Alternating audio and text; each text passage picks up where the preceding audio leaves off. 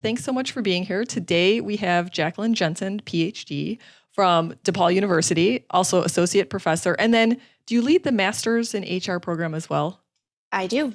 Okay, awesome. And actually was a professor of mine while I was in the doctorate in business administration program at DePaul, one of my favorites. So very happy to have you here. Yes. So tell us about what you're up to today, which is a lot, teaching and research. Right. So, as you mentioned, one of my responsibilities is to lead our Masters of HR program at DePaul, and I've been leading that for the last 4 to 5 years. My responsibilities in that space really focus on making sure that students have an exceptional experience. And so it includes things like focused on curriculum. What are we doing to connect what the learning is inside the classroom to outside the classroom? And then also making sure that the support that they need in order to be successful is there. And so it includes regular communication and support through the advising office and with the career management staff. And it's been really a joy to be able to sort of contribute in this way, because it does allow, I think, for more deeply understanding what's going on with our students. They're working professionals, they're balancing a ton of commitments on their plate, they're taking classes in the evening, they're committed to furthering their education. And so trying to figure out how to help them and support them and give them the experience that they deserve is pushing me to be even more thoughtful than what I already do in my own courses to try to serve and benefit a broader population of students. Yeah, I love that about DePaul students, actually. Sorry to cut you off, that they do have usually full-time jobs. They might even be taking care of their families and going to school versus, being a student athlete. And then that's all you do is go to school. Not that that's not enough, but I do like that about DePaul students, that they have a lot of grit. I think so. And you see, and you see that in the dynamics in the classroom, because they're talking about some of the same issues that we're talking about in class, which is great, because the stuff that we're talking about in class, you can see how it's directly applicable to what's going on in the world. But then it's also a reminder that they've got a lot going on in their world, and sort of making the commitment to be present and be engaged in their coursework. It's not an insignificant commitment. And so I need to remind myself of that often. Yeah. And I want to go back to what you said about the in and out of the classroom, but I also want to hear about your career. So I like to hear the whole career journey. So take me to undergrad Jaclyn. Yeah.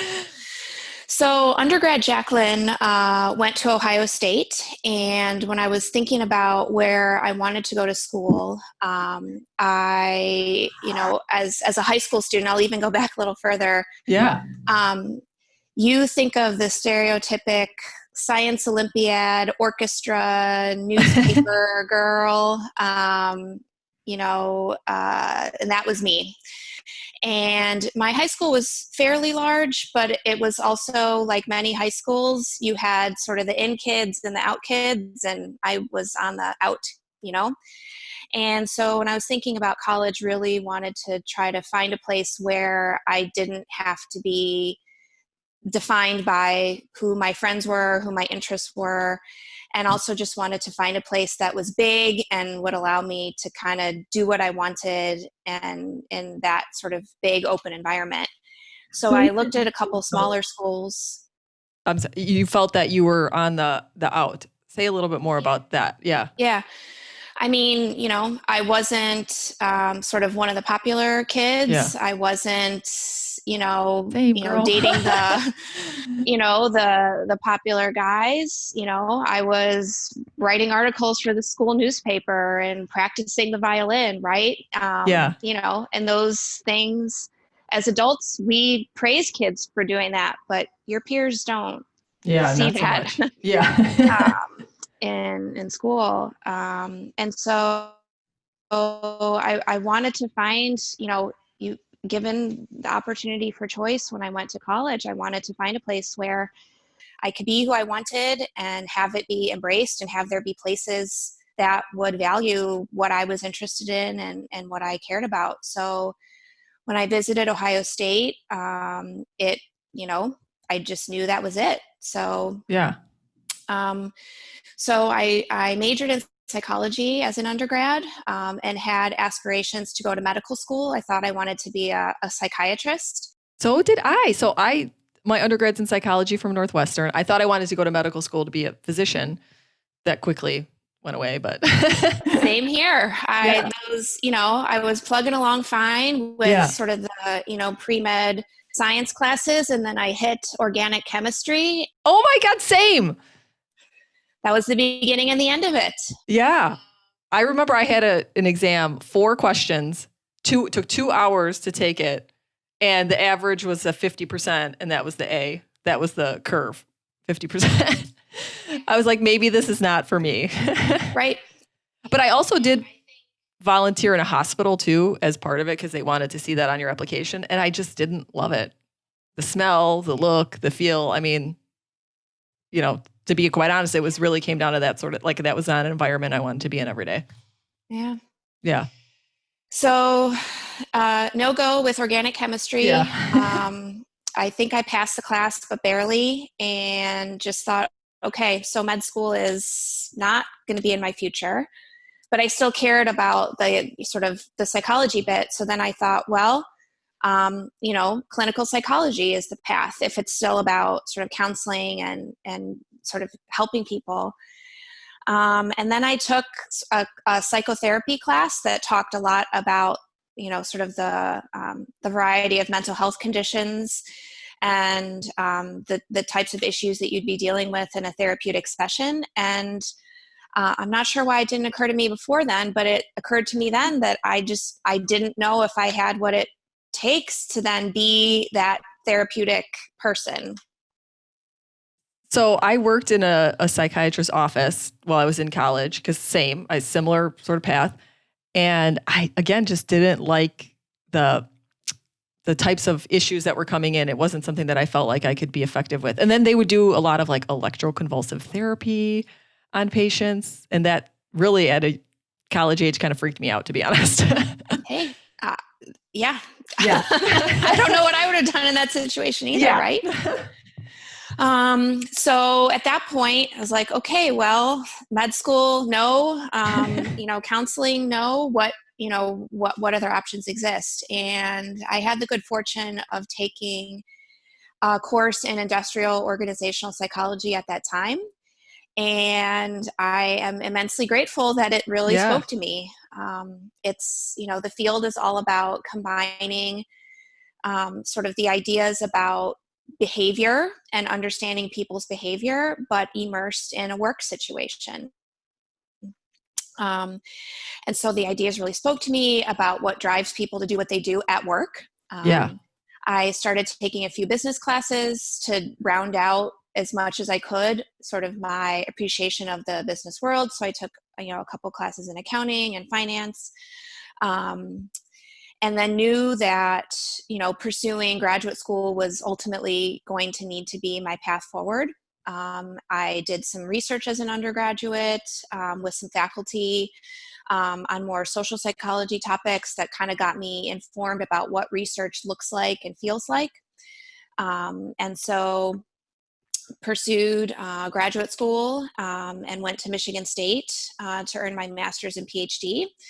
And when I was at Michigan State, it's a top program in my field, and they really prepare students to pursue careers either in academia, which is what I do now, or consulting. And at that time, when I first started, consulting was speaking a bit more to me because I liked the idea of being able to kind of go into a situation, diagnose what's going on, and try to come up with solutions that would be appropriate. And had the opportunity as a grad student to work on a couple consulting projects.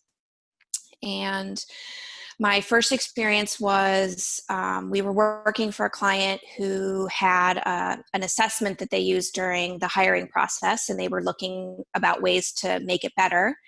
So we did a bunch of analysis and sort of looked at it in and out, prepared our technical report, sent it off, and we were set to have the final sort of debriefing call. And on the call, it was clear that the client hadn't read the report, didn't seem terribly interested in the work that we had done. And my takeaway was, if this is what consulting is like, I was not interested. Because it takes a lot to develop an assessment and research the issues and then to have it kind of dismissed. Yeah.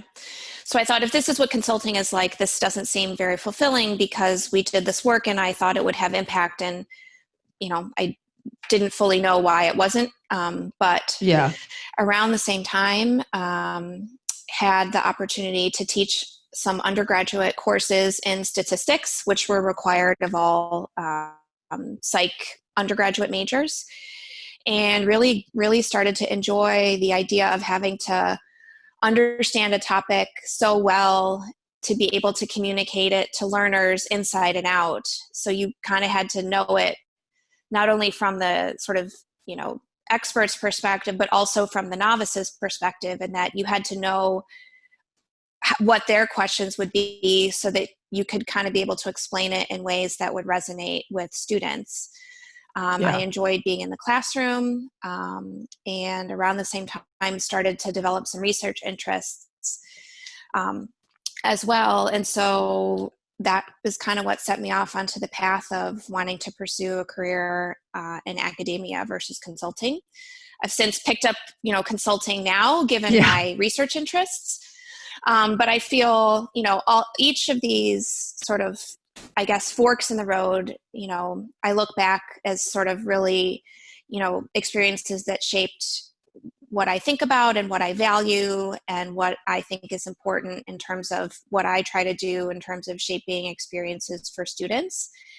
And so it's nice to have the chance to kind of take a pause and go back down memory lane a little bit, because at least it's kind of an important reminder to ground yourself back in some of that, especially with, lots of other things kind of floating around that kind of, create a lot of noise. A lot of this is about, why we're doing what we're doing. So, yeah, it's funny how in retrospect, things do make sense, like why they happened in a certain way. It may not make sense at the time, but I definitely look back at my career and have done some odd things. But when I look back, I'm like, oh, that does kind of make sense and set me off on the trajectory or got me to where I'm at today. Yeah.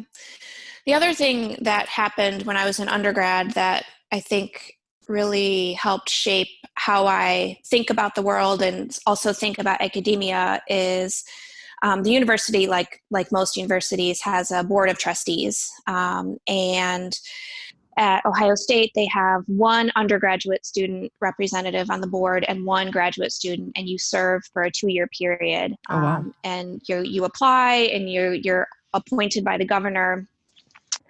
And I applied and was the undergraduate student representative on the board my junior and senior year in college.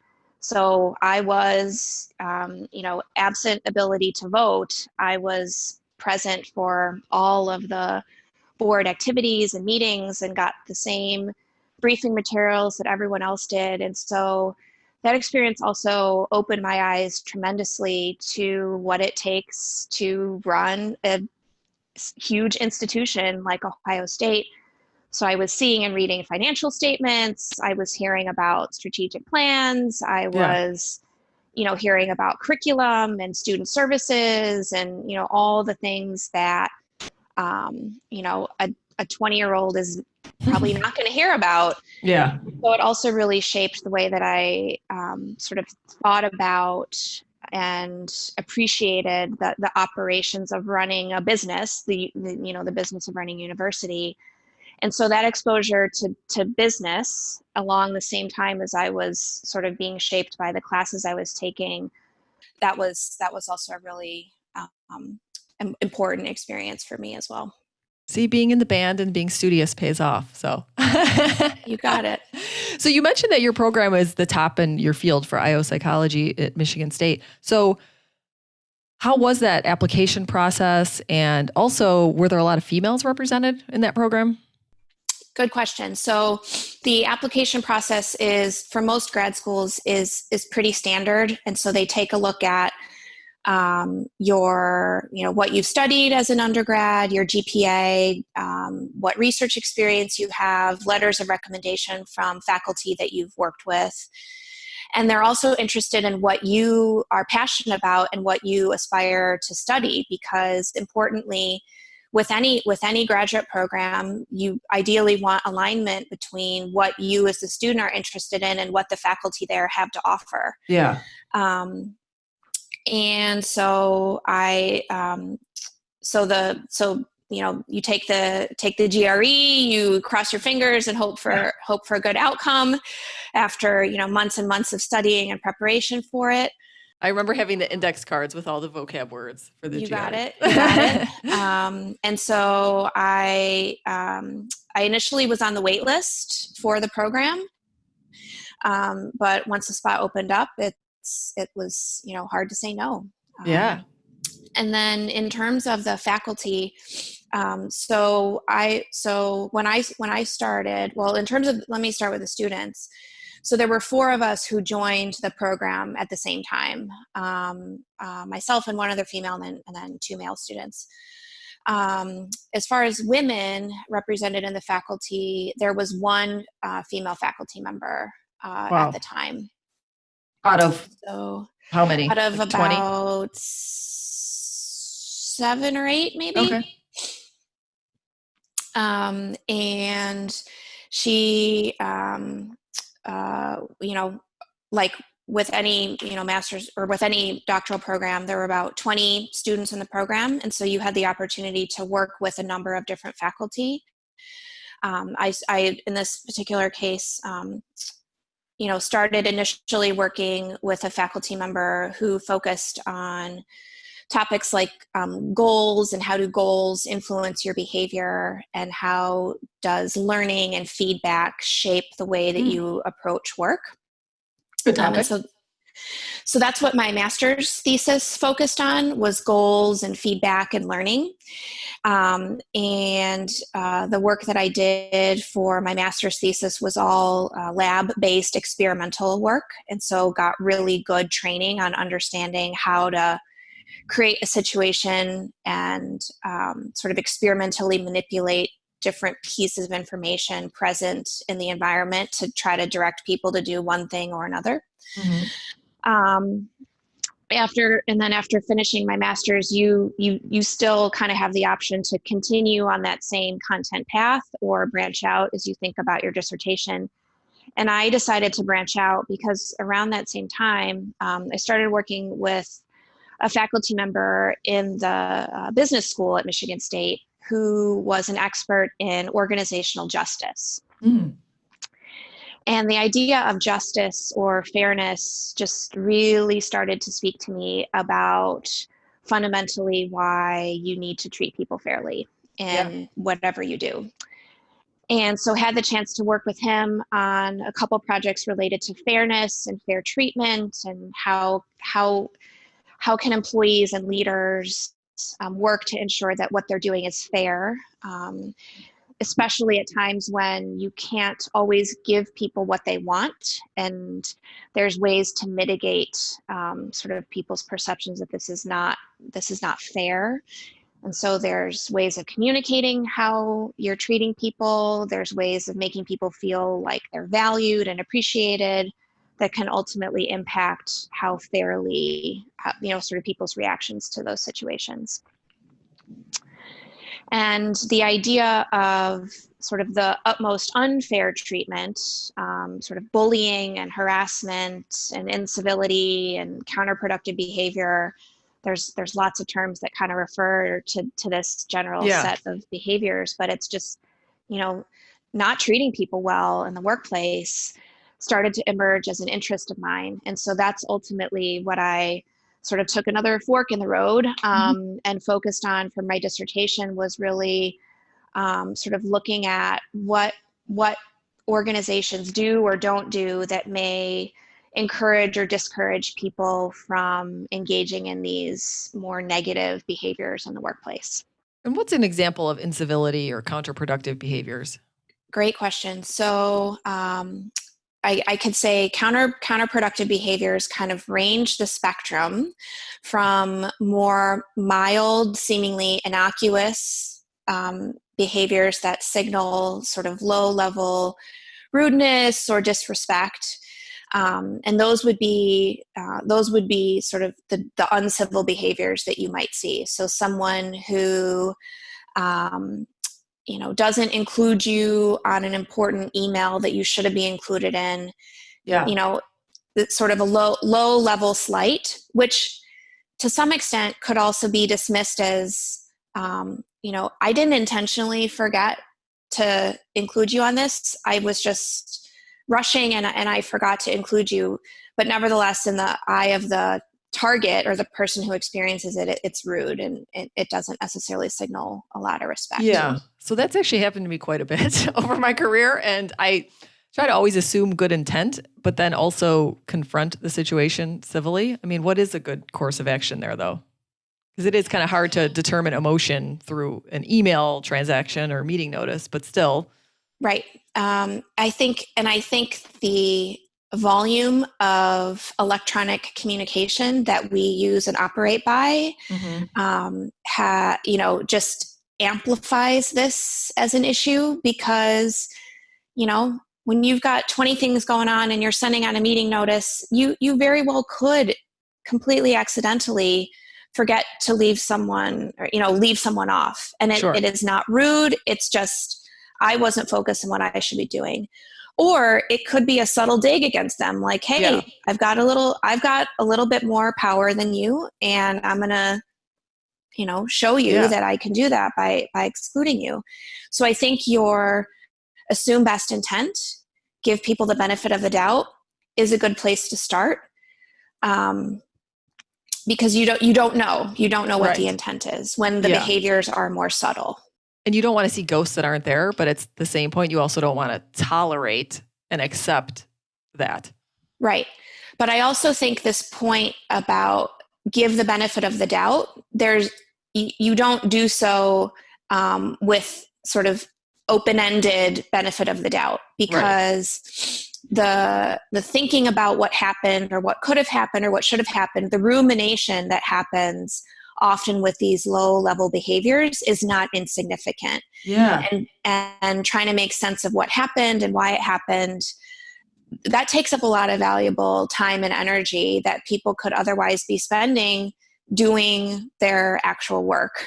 Yeah. Yeah. And it causes, like, I guess, psychological distress for the person, because you end up ruminating on it and why did this happen and should I confront it? And Exactly. And I think the task of confronting, or the opportunity to confront, is often one that we say is what you should do.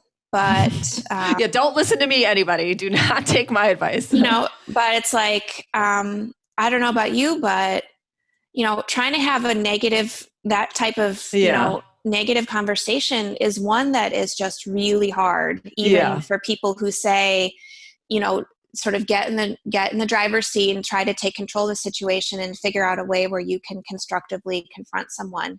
It's hard to do it with, people who are, important to you in your life, like partners and spouses and kids, never mind then trying to extend that to the realm of the workplace. Like, how do I say what I need to say to let someone else know that they've treated me in a way that was hurtful or rude and that it needs to stop, and say it in a way that is professional and appropriate? It's tricky. And I think a lot of times, role playing it like, we could do this right now, right? Because oftentimes the people who are enacting this stuff, sometimes they're clients or customers who you don't know particularly well, but oftentimes it's colleagues or bosses who you do know. Yeah. And so you probably have also seen how they might react to this type of message. Are they going to fly off the handle? Are they going to be calm when you say it? And so kind of role playing how you might want to have this conversation and kind of be a couple steps ahead about how the person might respond is not a bad idea, I would say with any important conversation you're going to have at work, you kind of do want to be a few steps ahead of how you think it Totally. might go, so that you've got a script in your mind about how you might want it to play out, so that you can ultimately redirect the conversation back to the issue at hand and just get your point across. And so if the point is, when you rolled your eyes at me in the meeting last week, I don't know if you were just overwhelmed, or if you meant to signal that my idea was total BS, but that's how I felt and that's how I took it. Yeah. So please don't do that, because my points of view are valuable and I know you know that they are. So, please stop. Yeah. But being able to sort of say that in theory and say that in practice is tough. And so in advising people to kind of stick up for themselves in that respect, I realize that doesn't come without a lot of preparation and courage and willingness to act.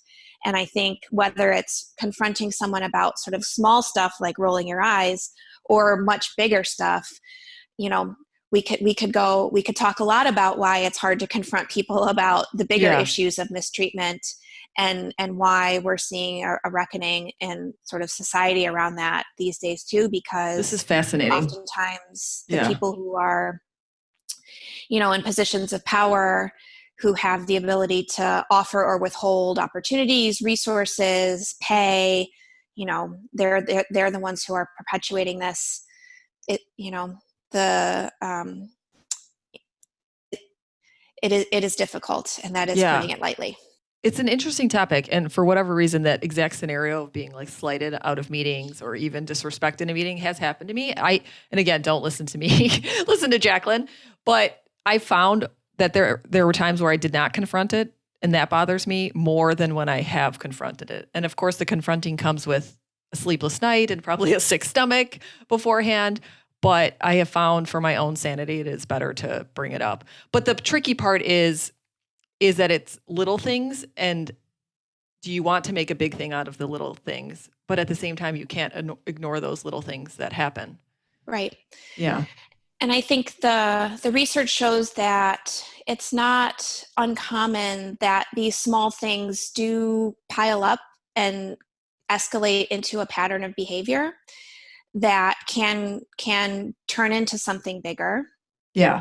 And the ripple effects of, it's one sleepless night, it's one unfocused day, it's talking to your colleagues in the hall about what happened, like all of these things accumulate into what amounts to be much more time and energy than I think you might otherwise imagine, given that it was presumably a small slight.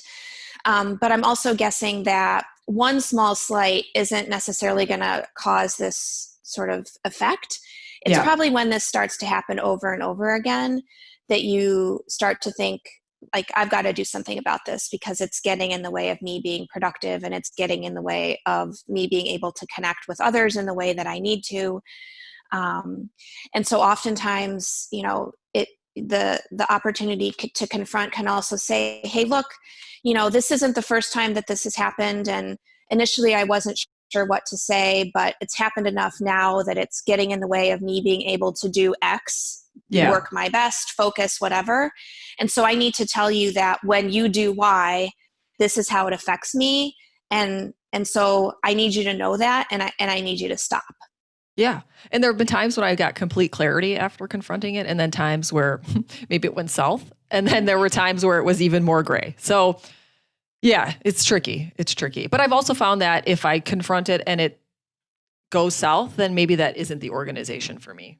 Because if it's that type of culture and I'm going to have these sleepless nights and be slighted in this way and, gaslighted and all of these things, then maybe that isn't the place I should be.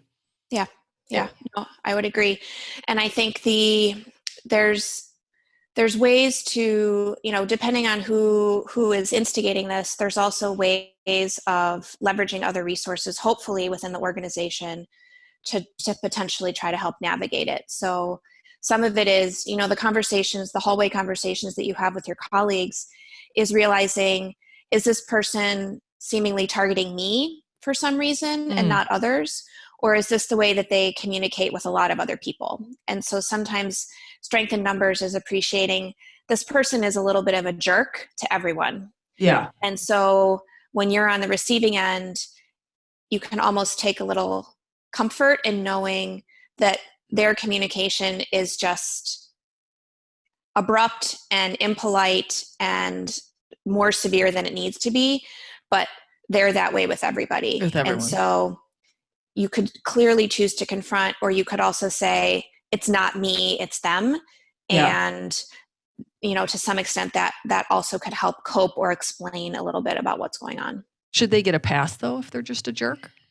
I don't think so, because we also, the research is clear that, jerks at work cause a lot of problems. And in the same breath, talking about it's difficult to have negative conversations, senior leaders just like you and me, nobody wants to necessarily have to have that conversation, especially if that person is a superstar in other aspects of their performance. Yeah. And I think as you think about how to have those conversations, it's looking at the totality of what that person brings to work or sucks out of the workplace as a consequence of what they achieve, but also how they achieve it. And I think, for a lot of organizations that pride themselves on having a culture of, open communication and trying to make people feel valued, there may be better internal supports for having these types of conversations where you talk to people about their behavior. But in a lot of other environments, it's admittedly a gray space about whether or not you would be empowered to have those types of conversations. So unfortunately, I don't think I can sort of say there's one sort of best path forward. But the culture of the organization, I do think plays a pretty big role in that. Yeah. Well, we were talking about little things, but then I think of the Harvey Weinstein situation. And to your point, obviously withheld resources would retaliate against people, pretty much sabotage entire careers for these women and also people around him. And to think that went on for so long is just amazing. Yeah. No, there aren't really words to express. Yeah. It makes me sick, to be honest. How unacceptable that is. Yeah. Well, I love this topic. I think it's so fascinating. So let's talk a little bit more about some of your focus there on employee engagement and attitudes and behavior. So what else have you found as a result of the incivility in the workplace? Yeah, so as people experience more of these low-level rude encounters with their colleagues, not surprisingly, in addition to people sort of playing over and over again what's going on in their mind, it takes time and attention away from work. Yeah. And the implications are people feel less good about their workplaces. They feel less good about the person who's perpetrating it. People are less focused at their work, and so it has implications for how engaged and committed people are to their workplaces as well. And so the implications are sort of far-reaching in terms of it has negative impacts on people's ability to perform their immediate job responsibilities, but also how people think about their workplace and how people think about their colleagues. And I think especially in work environments where you've got to connect and collaborate and work closely with your colleagues, the extent to which this type of low-level rudeness is allowed to exist and perpetuate is absolutely undercutting the foundation of any organization's efforts that say we're trying to build a culture of engagement and commitment, but it's okay if, people are rude and dismissive to others. Those two things are seemingly at odds with each other. And do you see this more pervasive in certain industries or types of jobs? Is it like lower paying roles or, any type of industry more so than others? Yeah, so that's a great question. So obviously there are different norms in the way that people communicate across industries, and some, the communication patterns, for example, in the military are much more sort of direct and to the point. And some may see that as rude. But that's normative in that environment. And I will say, coming from a law enforcement background, paramilitary organization, it was a bit of culture shock going to the police academy, but at the same time, I appreciated it because I personally became more assertive and more forthright and more direct, which I probably needed.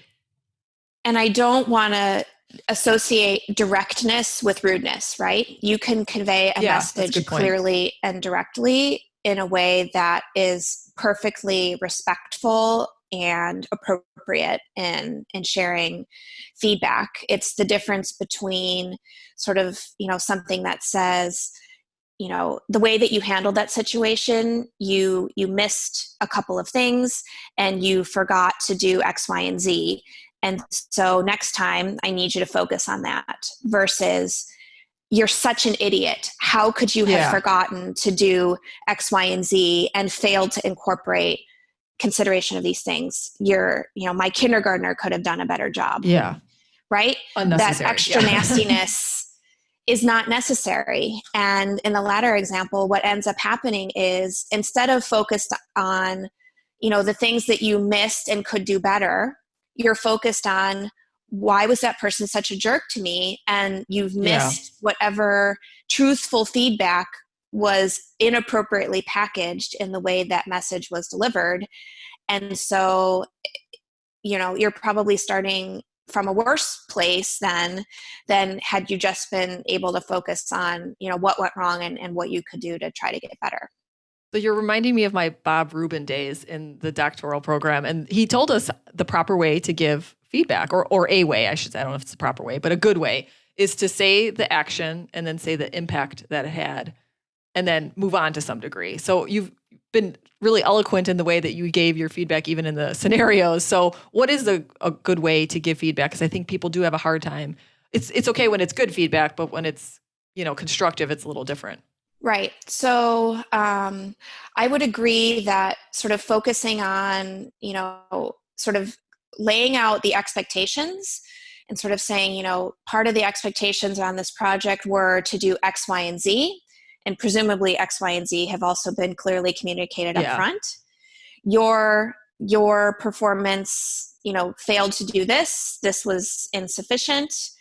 Like, you give sort of, factual feedback as it relates to what you did relative to what was expected. Yeah. And you say, from the perspective of then trying to be developmental, what help or support do you need so that next time around your performance meets or exceeds sort of the expectations. Yeah. And this is consistent in how you were as a professor, by the way. Oh, thanks. You were very clear, tough. You made us, I think, outline 20 different articles, which in our first class, it was like rough, but no, it was good. It was good. So we appreciated that. I think this method of delivering feedback also is to the point and doesn't dance around the need to also provide what is often called sort of the feedback sandwich. I was going to just talk. I don't like that. Yeah. No, the dance. Which begins with, you're great here. This was not good, but you're still great, right? Because the point of the conversation isn't to play overly nice with what you're great at. The point is we need to talk about sort of where the missteps were and, what is needed to try to get back on track. Where did that come from, that feedback sandwich? Yeah, I don't know, but I think the feedback sandwich needs to... That's not evidence-based, let's just say. No. But I also, in saying that, I think it is critically important when you are giving feedback is when the time is right to not just focus on where things didn't meet expectations. And recognizing and appreciating the contributions of people when they do meet or exceed expectations. You've got to set aside time to have those conversations too. Yeah. But if the point of the conversation is to really focus on what didn't go well, keep it professional, keep it to the point. It's not personal. And so, in that vein, keeping it constructive and what can be done next time to allow you to be better and to do what you need to do is appropriate.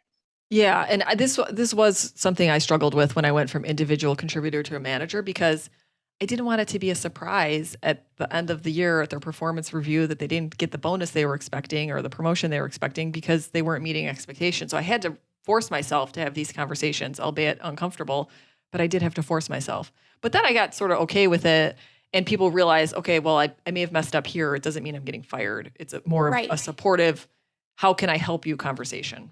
Right. Yeah. Right. Okay.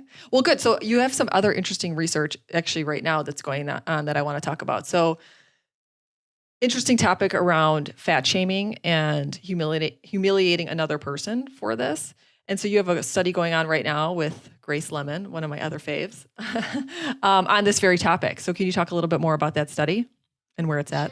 So Grace and I joined DePaul at the same time in 2012. And for a long time, we had talked about ways of combining our respective research interests.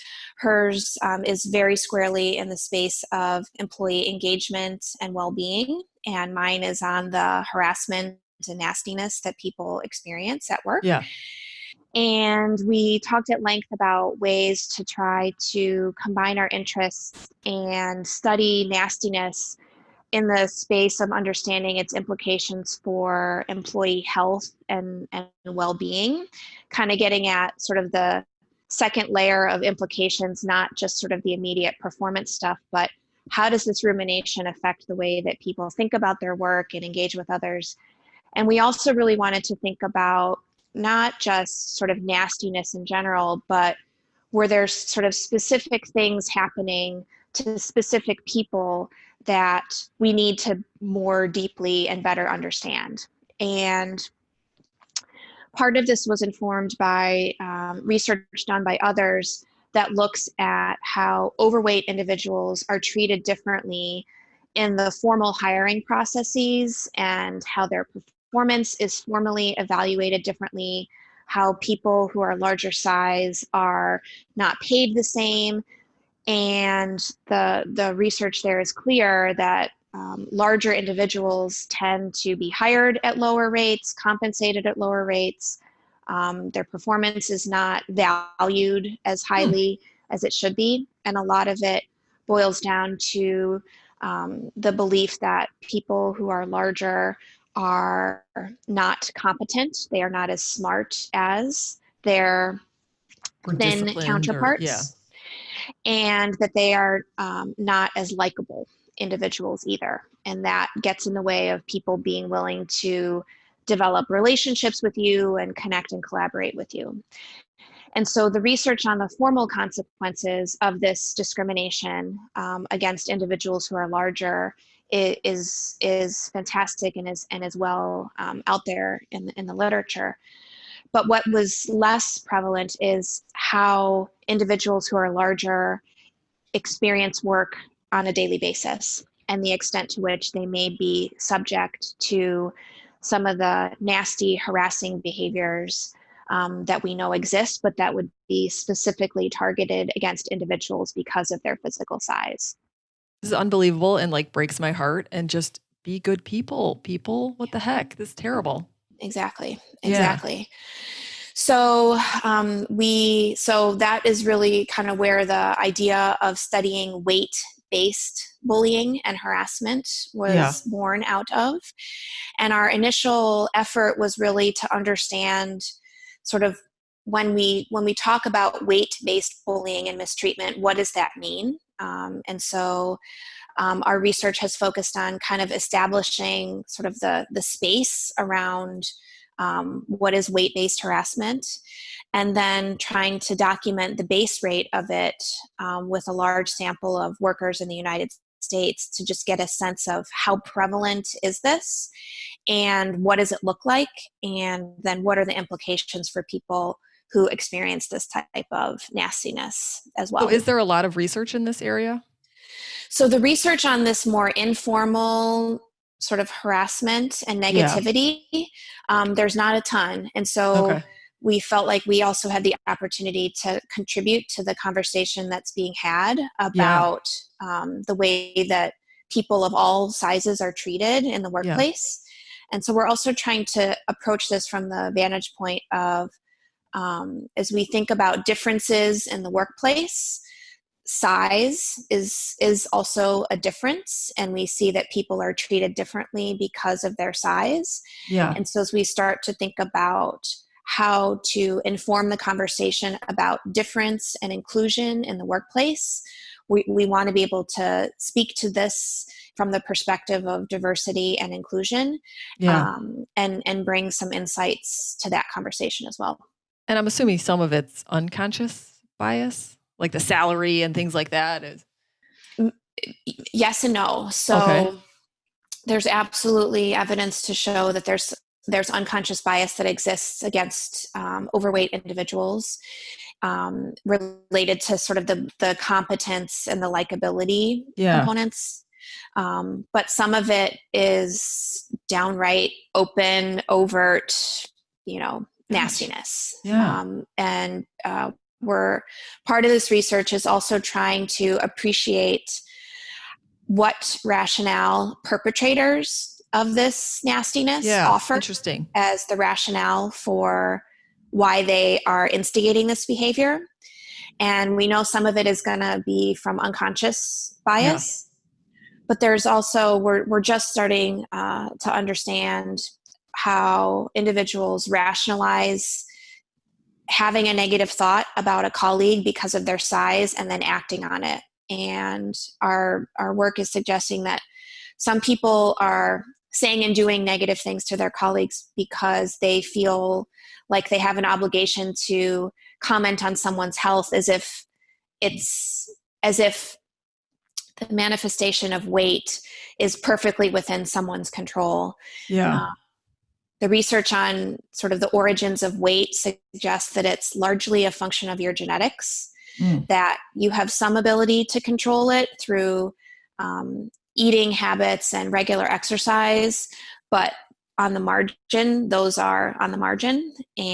But the common perception is that if you just ate differently and exercised more and had some control over your habits, Yeah. that you would conform to what, at least in the US society, is considered sort of the acceptable body size. Yeah. And the medical literature is pretty clear that that's not the case, but that that misunderstanding presumably is what's giving a lot of perpetrators the leeway to say, something like, "Hey, Karen, you want to go grab lunch?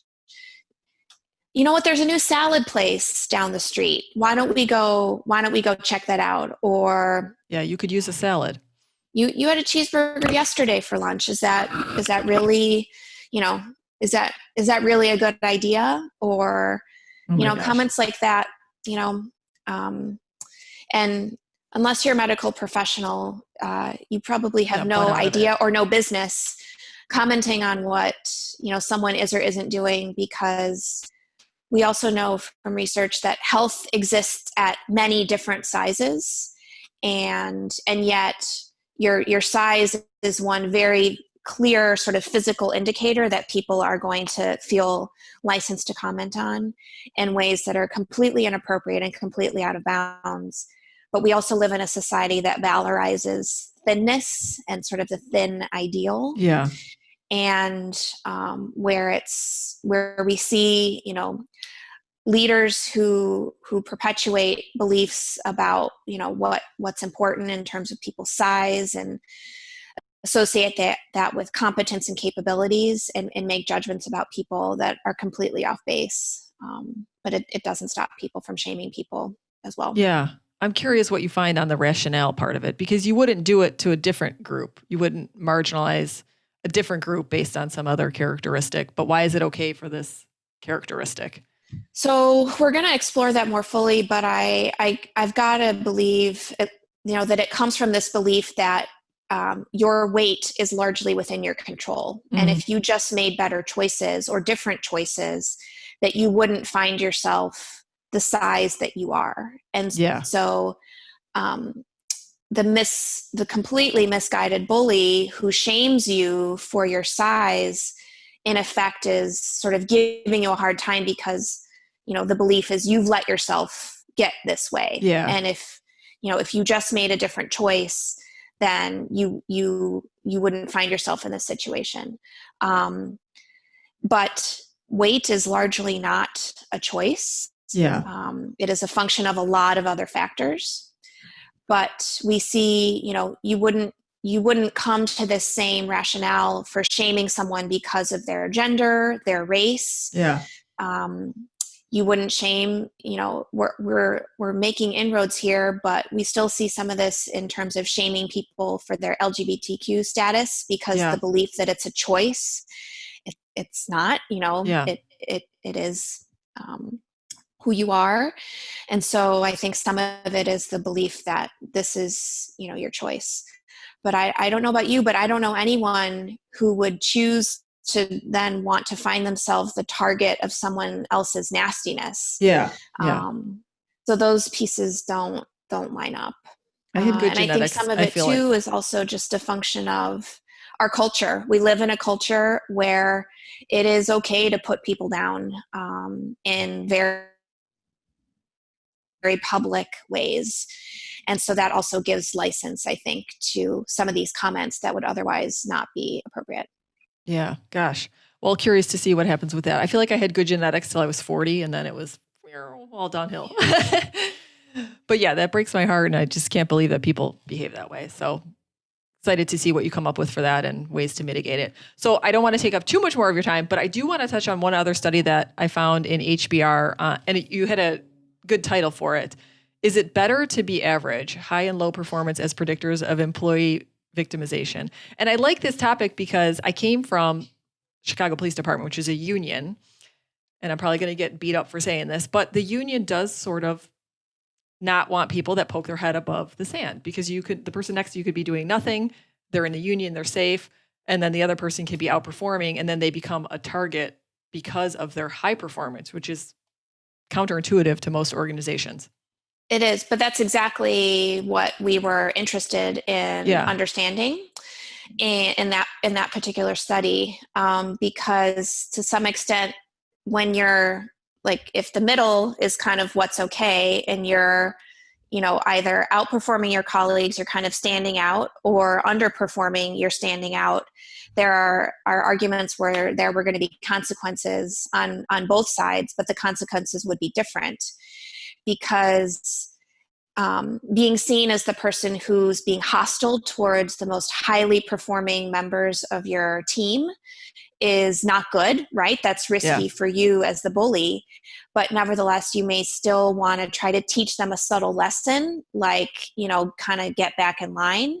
And so we argued and found that people who were on the high performance end tended to experience more of the covert, subtle nastiness, sort of the hallway conversations,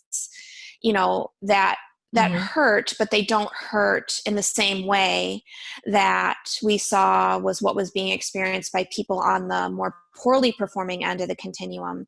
We argued and found that those people would be more likely to experience the more overt, in-your-face acts of nastiness, in a very misguided attempt to try to teach those people a lesson, like just get with the program, get with the picture. Yeah.